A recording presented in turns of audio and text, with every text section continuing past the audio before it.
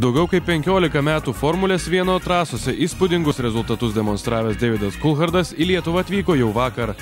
360 km/h greitį sugebėjęs išvystyti ir F1 rekordų autoriumi tapęs lenktynininkas noriai dalinosi mintimis ne tik apie Vilniuje vykusį renginį, bet ir apie savo karjerą. Didžiausia dovana, kurią man dovanojo Formulė 1, tai ne pergalės ar greito automobilio vairavimas. Tai kelionė, potyrių kelionė, pažintis su įdomiais žmonėmis. Kai augau miestelėje, kuriame gyvena 300 žmonių, aš niekada netikėjau, kad vieną dieną sėdėsiu tokioje konferencijoje.